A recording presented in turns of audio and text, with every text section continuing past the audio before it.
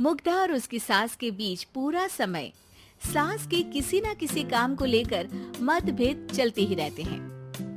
बहू, ओ बहू, जरा चाय बना दे। मुग्धा चाय लेकर आती है। ये लीजिए, और कुछ चाहिए? अरे नहीं, बस चाय पीने का मन था। जाओ, तुम दूसरा काम करो। चाय पीने के थोड़ी देर बाद सास दोबारा मुग्धा को आवाज लगाती है। अरे बहू रे, आओ बहू, जरा हलवा तो बना दे, मीठा खाने को मन हो रहा है। इसी तरह मुग्धा की सास पूरा समय कोई ना कोई काम बताकर उसे रसोई से बाहर तक निकलने नहीं देती। कभी चाय, कभी हलवा, कभी पानी तो कभी दूध, हर समय खाने को चाहिए और उसके लिए अपने हाथ पैर बिल्कुल नहीं हिलाने। परेशान किया हुआ है इन्होंने। सास के जबरदस्ती परेशान करने की आदतों से दुखी मुग्धा एक शाम सचिन के साथ अपने कमरे में बैठी हुई बात कर रही होती है। सुनो जी, मम्मी जी की ये जानबूझकर मुझे परेशान करने की फरमाइशों से मैं बहुत फ्रस्ट्रेट हो चुकी हूँ। पूरे दिन में एक सेकंड का आराम नहीं मिलता।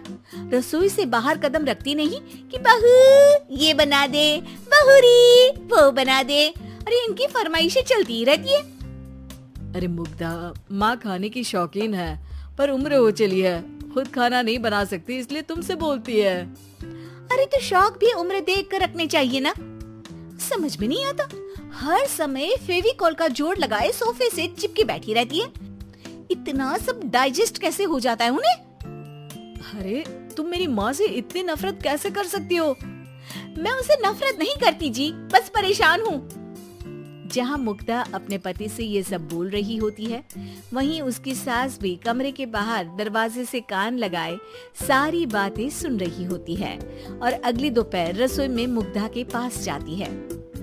बहू, आज ना मेरा कुछ मसालेदार खाने का मन है। तो चाय बना दो, मुझे बहुत पसंद है। अरे ना, ऐसा कर लिट्टी चोखा बना ले। और हाँ, जितना मसाला बातों में मिलाकर पति को सुनाती हो ना, सब्जी में भी वैसे ही डाला करो, खाना स्वादिष्ट बनेगा। सास की बात सुनकर मुग्धा हैरान रह जाती है। मतलब अब पूरा समय मुझ पर हुक्म चलाने के साथ बंद कमरे में हुई पति पत्नी की बीच की बातें भी सुनती है? अरे बात जब मेरी थी तो सुनने में क्या दिक्कत है? ये कहकर सास वहां से चली जाती है। अरे अब तो हद पार हो गई, इस तरह से तो ये मेरा जीना मुश्किल कर देंगी। मुग्धा सास की हरकतों से परेशान उसका हल सोचने लगती है और इसी तरह कुछ दिन बीत जाते हैं, जिसमें सास का जन्मदिन आता है।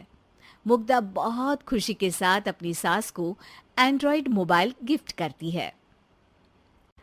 मम्मी, आपको सबसे बात करने के लिए बहुत दिक्कत होती है ना, कभी सचिन तो कभी मुझे बोलना पड़ता है, पर इस मोबाइल से आपको कोई दिक्कत नहीं होगी। एक जगह बैठे बैठे बहुत कुछ कर सकती हैं अब आप।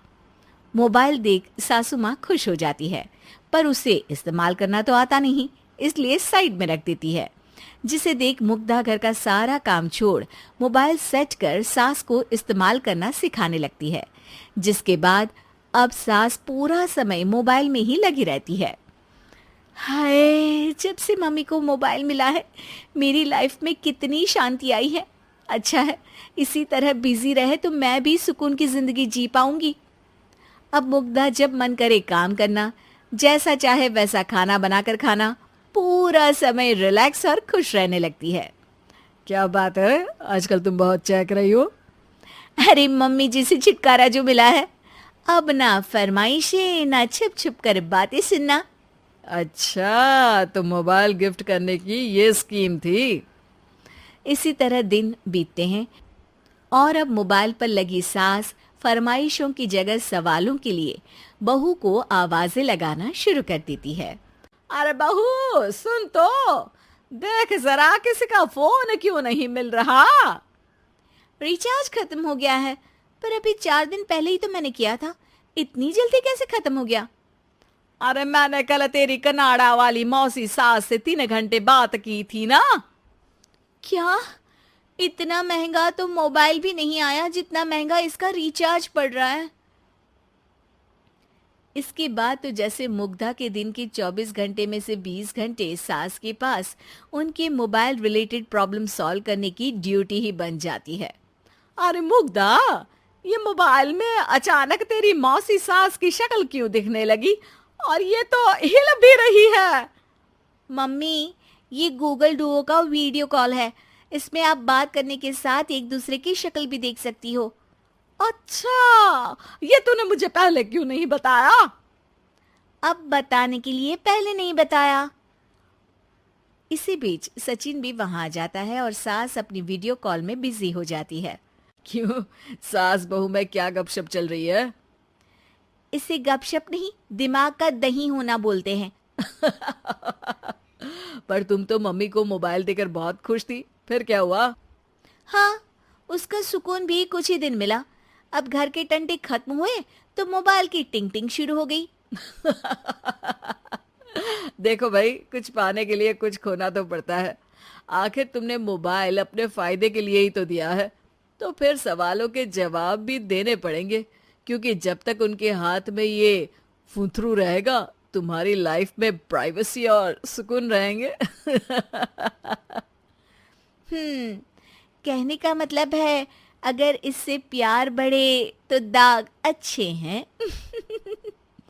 अरे मुझे पहले दिन से ही पता है मोबाइल किस मकसद से दिया गया है।